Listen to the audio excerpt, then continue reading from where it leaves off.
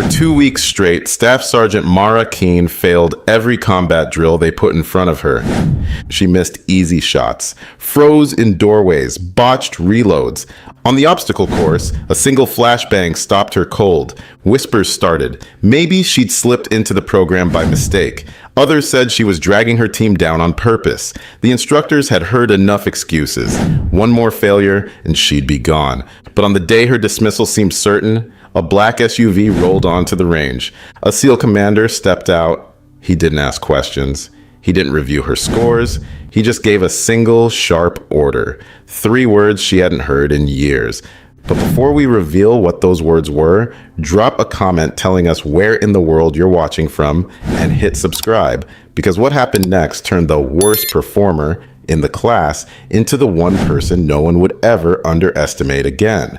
The transport van's brakes squealed against the desert heat as it rolled to a stop outside the advanced combat training facility. Staff Sergeant Mara Keene stepped down onto cracked asphalt, her left leg taking the impact with a slight hitch she'd learned to disguise as careful movement. Mid-30s, unremarkable in every way the Army had taught her to be. Plain fatigues, dark hair pulled back in a regulation bun so tight it looked severe. The only thing that stood out were her eyes. Dark brown, constantly moving, cataloging exits and angles without seeming to try. Staff Sergeant Keene, reporting for Class Bravo 1-2?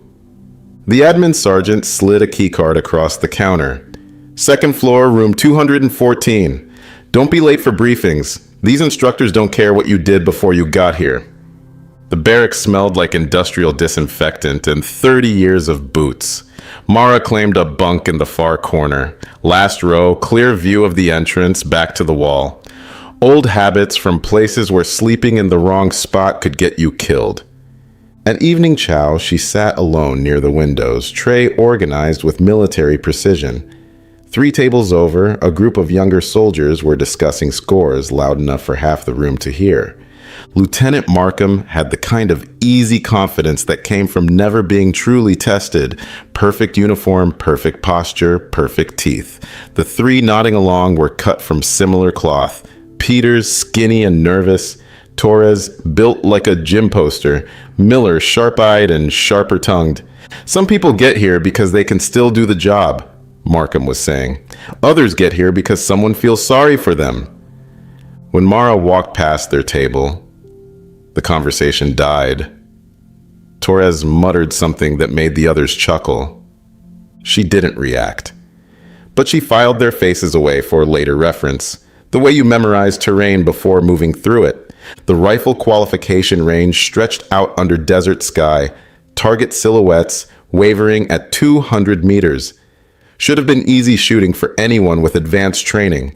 Mara's first shot went wide. The reload that should have been automatic fumbled, fingers angling the magazine wrong, precious seconds bleeding away while everyone else was already back to shooting. When time was called, her target looked like someone learning to shoot, instead of someone who'd been doing it professionally for over a decade. "Keene," the instructor said, not hiding his disappointment. "You're going to need to do better than that."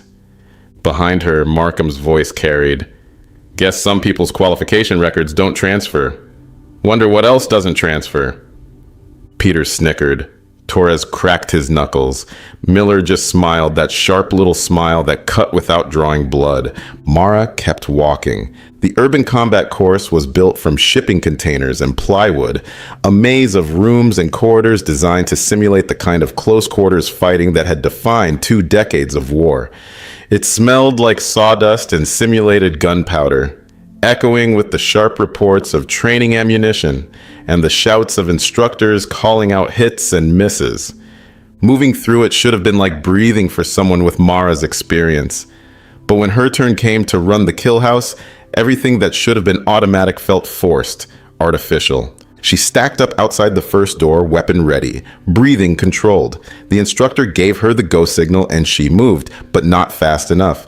The paper target inside had time to kill the cardboard hostage before she could engage. The buzzer sounded. Red light, failure. "Again," the instructor called. "And this time, Keene, remember that hesitation kills people." She tried to push through the next door faster, but her angles were wrong. Muzzle too high on the first sweep, too low on the second. By the time she'd cleared the room, 2 more teammates were marked as casualties. The sound of airsoft rounds snapping past her head made her shoulders tense in ways that had nothing to do with the training scenario. For just a moment, she wasn't in a plywood room in the Nevada desert. She was somewhere else entirely, somewhere darker and more dangerous, where the bullets weren't simulated and the people shooting them weren't instructors. Keen! The voice cut through whatever memory had grabbed her. You still with us? She blinked, oriented herself, finished the run. But the damage was done.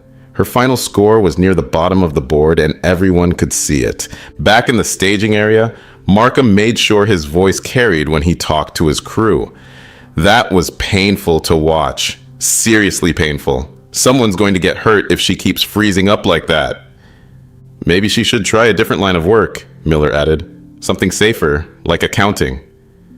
Torres flexed his shoulders, a gesture that seemed casual but drew attention to exactly how much bigger he was than most people in the room. I don't know what she did before this, but it sure wasn't combat. Peters laughed, high and nervous. Maybe she was a cook or something, rear echelon stuff. They weren't being subtle about it. Half the people in the staging area could hear them, including the instructors.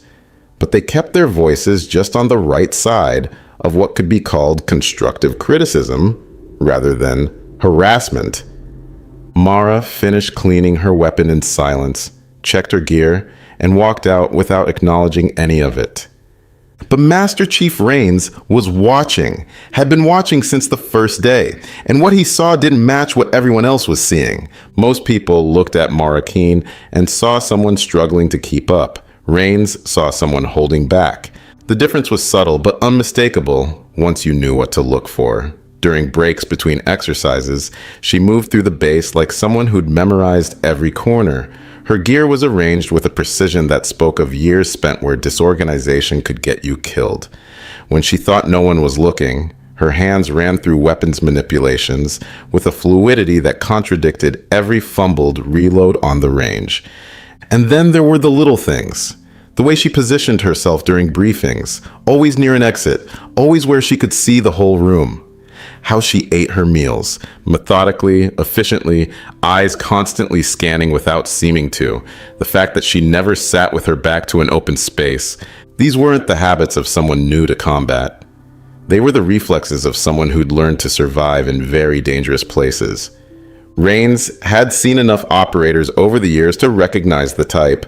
Quiet professionals who did their jobs without fanfare, collected their paychecks, and disappeared back into whatever shadows they'd emerged from. The kind of people who made warfare look easy because they'd made it an art form.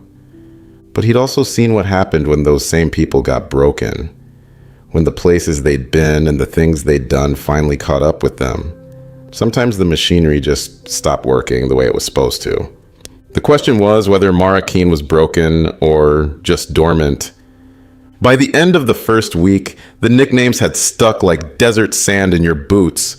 Tourist followed Mara everywhere, whispered just loud enough for her to hear. Dead weight got tossed around whenever she slowed down a team exercise. The 4 antagonists had made it their personal mission to remind her, and everyone else, that she didn't belong. "Hey, tourist," Markham called out as she passed their table in the mess hall. "Planning to visit the range again tomorrow? Or are you going sightseeing somewhere else?" Peter snorted into his coffee. "Maybe she should stick to the gift shop. Less dangerous." Mara kept walking. Same steady pace, same neutral expression. But Rains noticed the way her jaw tightened almost imperceptibly, the way her hands stayed loose at her sides, in a way that suggested conscious effort. The breaking point came during the obstacle course. It should have been straightforward. Over the wall, across the rope bridge, under the wire, through the tire run. Physical challenges that had nothing to do with weapons or tactics, just raw fitness and determination. The kind of thing Mara should have been able to do in her sleep. She started well, cleared the first wall clean, crossed the rope bridge with sure footing, low-crawled under the wire without snagging her gear. Her time was competitive, maybe even good, And then came the flashbang simulator. The device was designed to replicate the disorienting effects of a stun grenade, a sharp crack like thunder, bright white light that burned through closed eyelids, standard equipment for preparing soldiers for the sensory chaos of real combat. When it went off, Mara froze. Not a tactical pause. Not a moment of assessment. Complete paralyzed stillness, like someone had cut her strings. Her breathing quickened, eyes wide and distant, staring at something no one else could see. The seconds stretched. 5, 10, 15. Other trainees were finishing the course, calling out their times, slapping each other on the back. But Mara stood motionless in the middle of the obstacle, trapped in whatever memory the sound had triggered. "Keen!" The instructor's voice cut through the desert air. "Move!" She blinked, oriented herself, pushed forward. But the damage was done.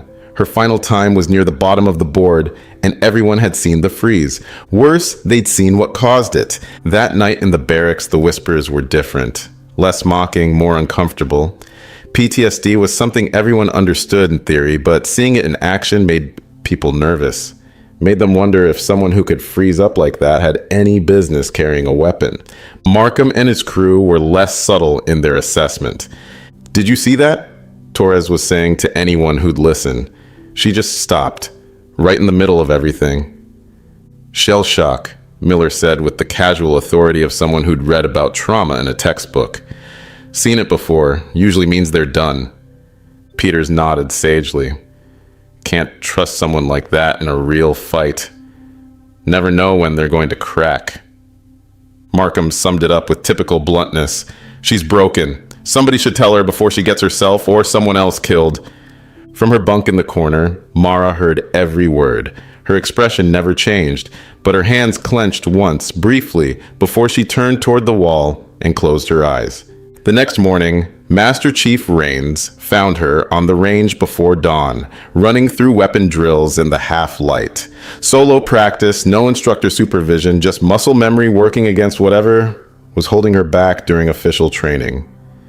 He watched from a distance as she ran through magazine changes, malfunction clearances, target transitions.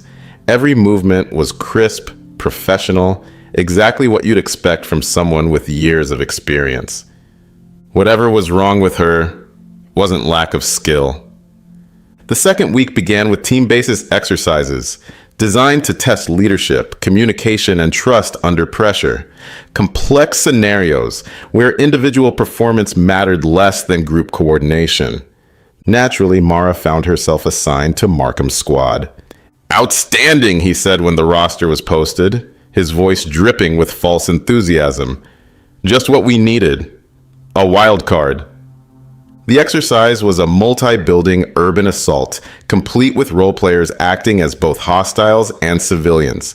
Points were awarded for speed, accuracy, and casualty prevention. Points were lost for friendly fire, civilian casualties, and team members killed during the operation. It should have been a chance for Mara to prove herself in a setting that emphasized tactics over individual performance. Instead, it became a showcase for everything that was wrong.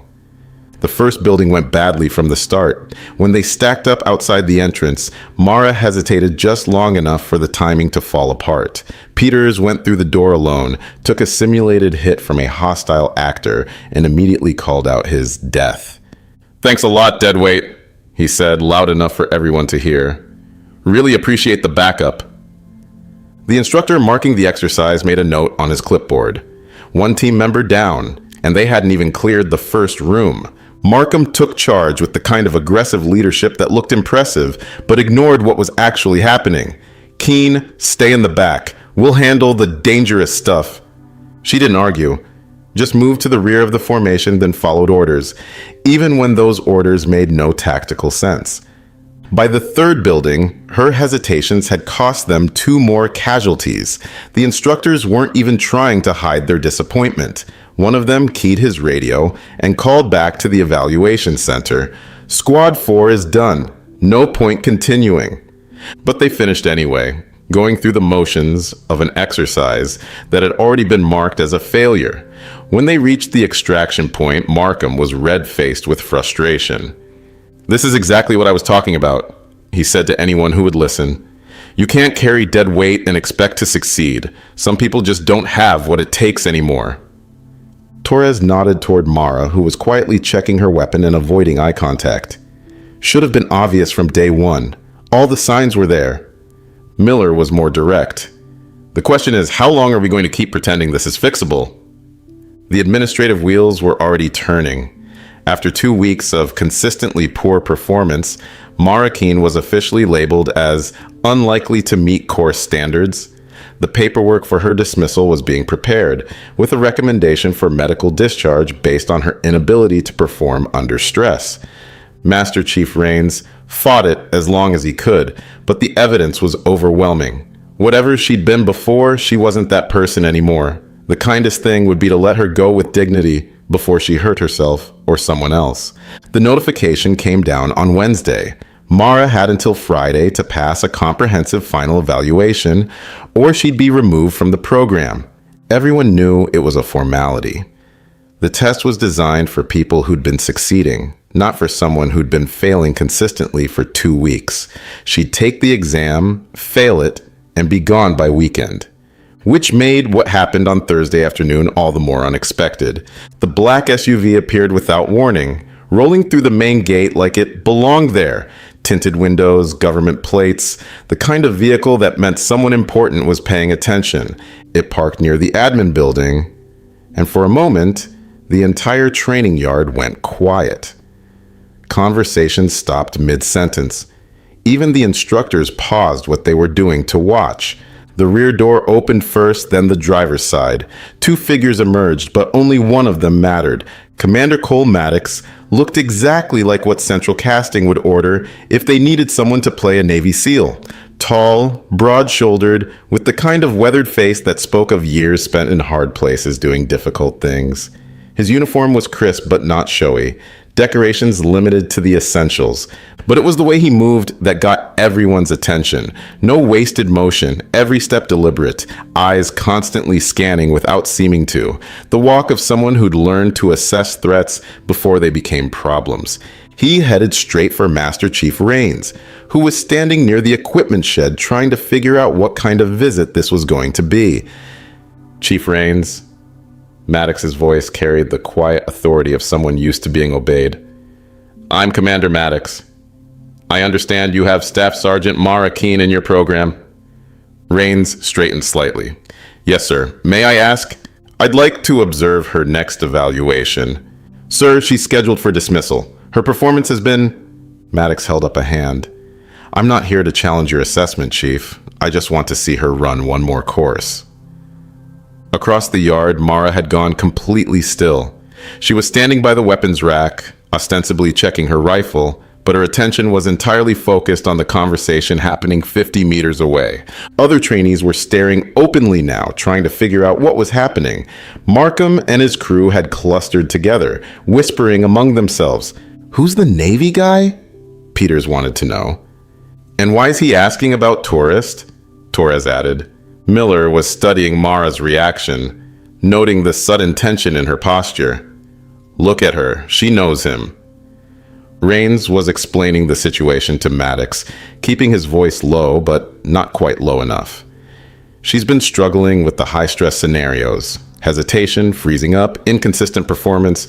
The board's already made its decision. Maddox nodded thoughtfully. What if I told you she wasn't struggling? What if I told you she was holding back? Sir? Give her one more run, Chief. Let me stand on the line, and when I give her the word, you'll see what she's really capable of. Rains considered this. Protocol said he should refuse. Outside observers weren't allowed during evaluations, and the decision about Mara had already been made. But something in Maddox's tone suggested this wasn't really a request. What kind of word are we talking about, sir? Maddox's mouth ticked in what might have been a smile. Just 2 words, Chief. That's all it'll take. The afternoon sun was brutal, turning the training complex into an oven that baked everything under open sky. Heat shimmers rose from asphalt and concrete, distorting the air until distant objects seemed to dance. Mara's squad assembled for their final evaluation in the staging area. gear checked and weapons loaded with training ammunition. The scenario was straightforward. Urban hostage rescue, multiple buildings, unknown number of hostile actors, 30-minute time limit. It was the same type of exercise they'd been running all week, the same type Mara had been failing consistently. Commander Maddox positioned himself just inside the perimeter fence, hands clasped behind his back, watching with the intensity of someone who'd seen similar operations conducted for real. He didn't have a clipboard or headset, just eyes that missed nothing. The other instructors gave him space, uncertain about his presence, but unwilling to challenge someone with his obvious authority. Master Chief Rains stood nearby, equally curious about what was about to happen. When the squad moved out, Mara fell into her usual pattern almost immediately. Careful entries, excessive caution at corners, hesitation at every decision point, the kind of behavior that had marked her as unreliable for 2 straight weeks. Markham's voice crackled over the comm system. "Here we go again. Try to keep up this time, tourist." They breached the first building and immediately ran into problems. Mara's slow entry allowed a hostile actor to kill Peters before he could react. The buzzer sounded, red lights flashed, and another mark went against her performance record. "Damn it, Keen!" Torres shouted. "Move like you mean it!" Miller's voice was sharp with frustration. "Some of us want to pass this thing." From the observation area, it looked like the same story playing out again. Mara Keen, the broken soldier who couldn't handle pressure, dragging down everyone around her. But Maddox was watching something else entirely. He was tracking her positioning, noting how she moved through the space, cataloging the micro decisions she made at every turn. To his trained eye, her hesitations weren't random. They followed a pattern that spoke of deeper programming. They entered the second building, a narrow structure designed to simulate apartment-style fighting. Close quarters, limited visibility, multiple entry points. The kind of environment where split-second decisions meant the difference between mission success and catastrophic failure. Mara moved to the rear of the formation, checking corners that had already been cleared, tracking angles that weren't immediately relevant. To her squad mates, it looked like paranoia or incompetence. To Maddox, it looked like someone whose training ran deeper than anyone realized. They were halfway through the building when he stepped forward, his voice cutting through the comm chatter and weapons fire like a blade through silk. "Keen, ghost knife, execute!" The transformation was immediate and absolute. 1 second, Mara was the hesitant soldier who'd been failing exercises for 2 weeks. The next, she was something else entirely, something dangerous and precise and utterly in control. Her rifle snapped up to her shoulder as she flowed past Markham, already acquiring targets that hadn't even appeared yet. When the first hostile popped up in a doorway, she was ready, controlled pair center mass, before the target could even finish its mechanical movement. "What the hell?" Torres started to say, but she was already moving to the next room. Her movement through the building was like watching water flow downhill. Natural, inevitable, finding the path of least resistance while carrying unstoppable force.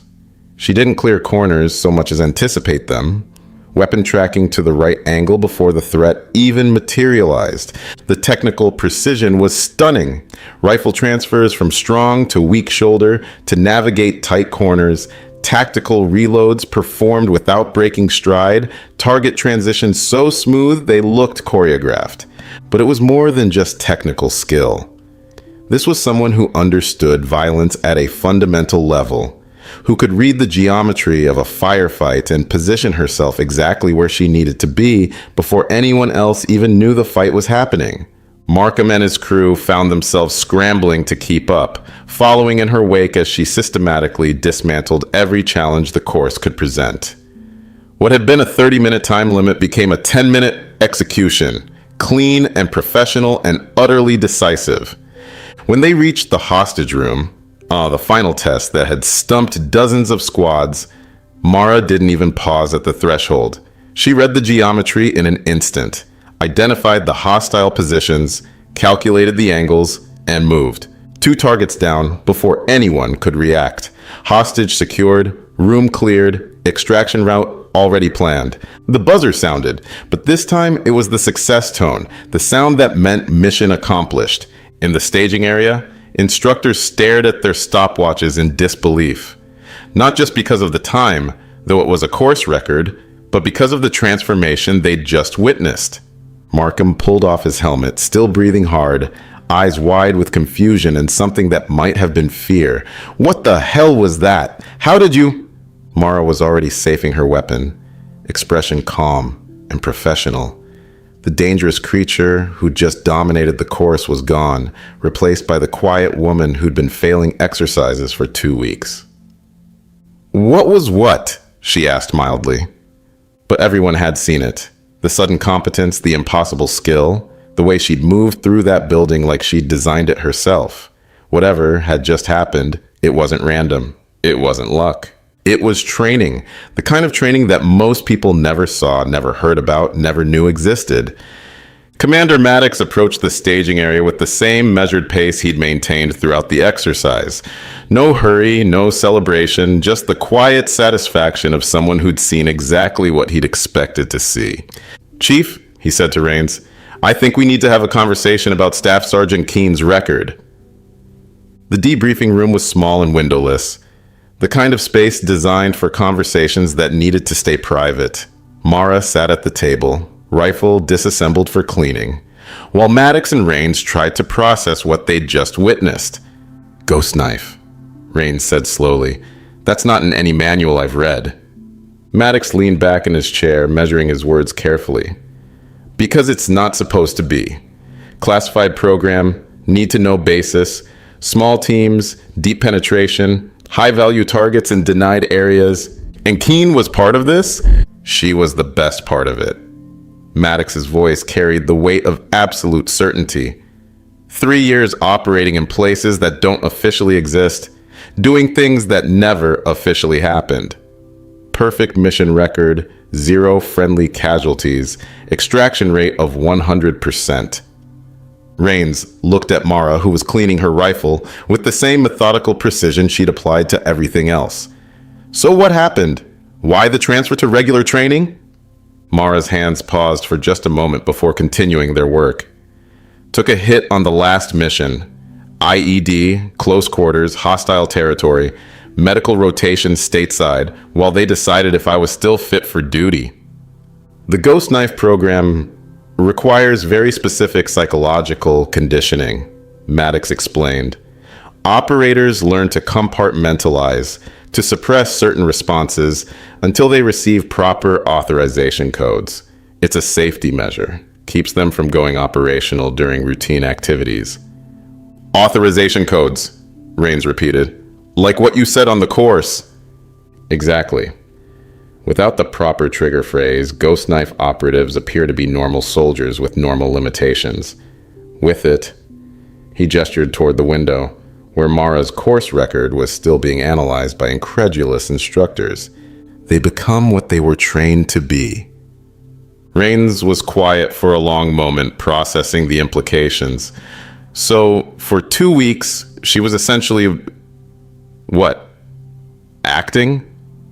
"Not acting," Mara said quietly. "Contained. The conditioning isn't something you turn on and off like a switch. It's more like keeping a leash on a guard dog. It's still a guard dog, but it won't bite until someone gives it permission." Maddox nodded. The brass wanted to see if she could function in conventional units after her injury. They thought maybe the conditioning had been compromised, that she'd lost the ability to operate at that level. And had she? "You saw what happened out there, Chief. Does that look compromised to you?" The course record stayed on the board for the rest of the program. A stark reminder that sometimes appearances could be deceiving. Mara's name sat at the top in clean block letters, her time untouched despite 2 more weeks of attempts by increasingly motivated trainees. The discharge recommendation vanished from her file within hours. In its place appeared a new assignment, Advanced Tactical Instructor Special Operations Training Command. Not a demotion or a lateral move, but a recognition of capabilities that few people even knew existed. Markham and his crew became notably quieter after the exercise. No more nicknames, no more casual harassment. They'd seen something that didn't fit into their understanding of how the world worked, and it had shaken them more than they wanted to admit. Peters tried to apologize one evening, catching Mara outside the mess hall. "Look, we didn't know about what you could do. Mara considered this for a moment. Most people don't. That's kind of the point. But why didn't you just, show them earlier? Save yourself all the grief?" Her answer was simple and devastating. "Because I wasn't authorized to." Torres and Miller kept their distance, speaking to her only when required for training purposes. But Raines noticed they'd started studying her technique during exercises, trying to understand how someone could move through a space with such absolute confidence. Markham was the most affected. The easy arrogance that had defined him for 2 weeks was gone, replaced by a quiet uncertainty that made him second-guess every decision. He'd built his identity around being the best, the natural leader, the obvious choice for advanced assignments. And then he'd watch someone he dismissed as broken casually demolish every assumption he'd made about himself and the world around him. Commander Maddox departed the morning after the revelation, shaking hands with Raines and offering Mara a brief nod of acknowledgement. No long goodbyes, no dramatic speeches, just the quiet professionalism of people who understood that some stories were meant to stay classified. But before he left, he pulled Raines aside for a final conversation. "She'll probably request assignment to a training command," he said. "Teaching, instruction, that kind of thing. Don't try to talk her out of it." "Why not? If she's as good as you say." "Because people like her have already given enough. They've spent years in places most of us can't imagine, doing things most of us couldn't handle. At some point, they earned the right to pass on what they know instead of using it." Raines watched the SUV disappear into the desert heat, carrying with it the only person who really understood what Mara Keene had been through. The rest of the program continued without incident. Mara completed her remaining evaluations with quiet competence. Not the explosive skills she displayed during the ghost knife exercise, but solid professional performance that reminded everyone she was exactly where she belonged. On graduation day, she stood in formation with the rest of her class, no different from any other soldier receiving orders and moving on to the next assignment. But those who'd been there, who'd seen what happened when someone gave her permission to be dangerous, carried that knowledge with them. Some secrets were too important to forget, even when they were too classified to share. Have you ever met someone who seemed perfectly ordinary until the moment they revealed what they were really capable of? Do you think Mara's conditioning, requiring authorization before going fully operational, was a necessary safety measure? Or did it put her at unnecessary risk during those weeks of failure? And what would you have done if you'd been one of those trainees who spent 2 weeks mocking someone who turned out to be one of the most dangerous people you'd ever meet? Drop your thoughts in the comments below. We read every one, and your insights help shape the stories we tell next. If this story reminded you that the most dangerous people are often the ones you'd never suspect, hit that like button and subscribe for more stories about quiet warriors and hidden strength. Share this with anyone who's ever been underestimated and anyone who knows that sometimes the most impressive battles are the ones nobody else can see. More stories about heroes hiding in plain sight are waiting on your screen. Watch those next, and we'll see you tomorrow with another story that proves appearances can be deceiving. Until then, remember, the wolf doesn't announce itself to the sheep.